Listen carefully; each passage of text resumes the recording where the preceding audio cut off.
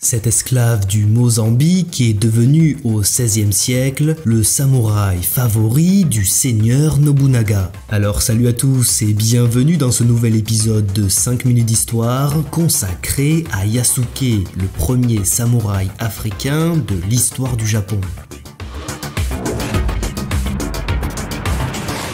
Au début du XVe siècle, l'Empire portugais s'établit comme une puissance commerciale importante dans toute l'Asie. Ses navires marchands atteignent le sud du Japon en 1543 et commencent à vendre au pays du soleil levant la soie achetée en Chine. Devenus influents, les Portugais construisent un port d'échange à Nagasaki qui devient rapidement le lieu le plus important du commerce nippon. Les membres de la Compagnie catholique de Jésus, aussi connue sous le nom de jésuites, s'établissent alors au Japon et convertissent peu à peu la population au christianisme. Ainsi, de nombreux seigneurs de guerre japonais sont séduits par cette religion étrangère et une grande partie du peuple est convertie. Solidement implantés au Japon, les Portugais et les prêtres jésuites sont aussi installés dans d'autres continents, et notamment à l'est de l'Afrique, dans l'actuel Mozambique. Ils deviennent par ailleurs des acteurs importants dans le commerce d'esclaves, esclaves qu'ils embarquent dans des navires pour les disséminer à travers leur vaste empire. Bien que les origines ou même le nom de naissance de notre protagoniste africain reste un mystère, les historiens s'accordent sur le fait qu'il naît au Mozambique vers 1555. Il est rapidement vendu en esclave aux jésuites qui lui apprennent la religion catholique et le style de vie à l'européenne.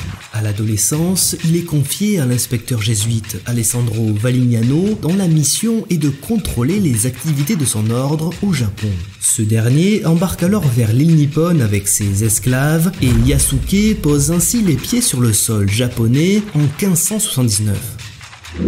À cette période, le Japon est divisé en petits fiefs indépendants et le pays est en proie à de nombreux conflits internes pour la conquête du pouvoir. Cependant, plusieurs royaumes tombent sous la gouvernance du puissant daimyo Oda Nobunaga. En 1581, le prêtre Valignano amène son servant le plus fidèle à Kyoto, place majeure de la civilisation japonaise contrôlée par Nobunaga. À l'annonce de l'arrivée d'un étranger à la peau de charbon, les Japonais n'ayant jamais vu d'Africain se précipitent à l'église et Yasuke devient une célébrité malgré lui. Cette notoriété finit par éveiller la curiosité de Nobunaga, qui ordonne aux jésuites de lui présenter cet homme énigmatique. Le seigneur de guerre est impressionné par l'Africain, et c'est à ce moment qu'il lui donne le nom de Yasuke.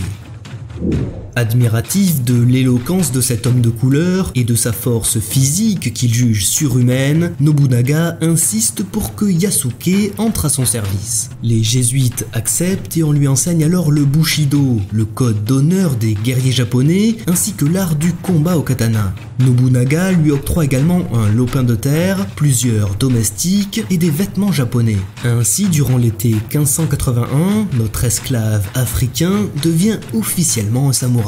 Yasuke se bat alors aux côtés de son nouveau seigneur et participe à de nombreuses batailles pour la conquête du Japon.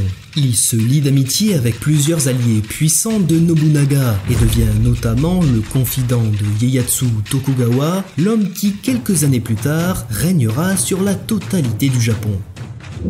En 1582, après une longue campagne, Nobunaga se retire en secret dans un temple bouddhiste pour se reposer, en compagnie de Yasuke et de quelques servants. Profitant de la vulnérabilité du daimyo, Akechi Mitsuhide, un général de Nobunaga, le trahit et attaque le temple par surprise en pleine nuit.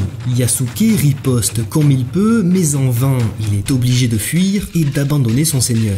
Nobunaga est contraint de commettre seppuku, le suicide rituel guerrier, afin d'éviter une capture humiliante. Yasuke, anéanti de n'avoir pas pu protéger son maître, se précipite vers le château de son fils, Oda Nobutada, et lui prête alors allégeance. Quelques jours après, Mitsuhide assiège le château, et Yasuke combat héroïquement lors d'un violent affrontement. Malheureusement, son armée est une nouvelle fois vaincue, et Nobutana, comme son père, est forcé de commettre seppuku. Yasuke est capturé, mais n'étant pas d'origine japonaise, Mitsuhide le renvoie dans l'église catholique de Kyoto. Ainsi, après avoir servi en tant que samouraï pendant plus d'1 an, le jeune africain retrouve sa vie d'esclave au service des jésuites.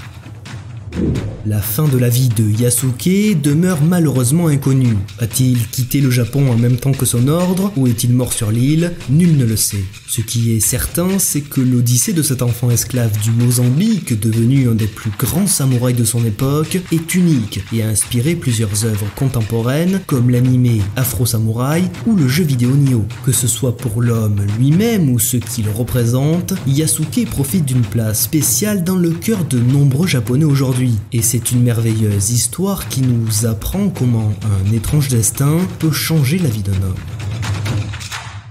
Merci d'avoir regardé cette vidéo. Si tu veux soutenir mon travail, un seul moyen. Abonne-toi à la chaîne, active les notifications et surtout, partage mes vidéos. À la prochaine.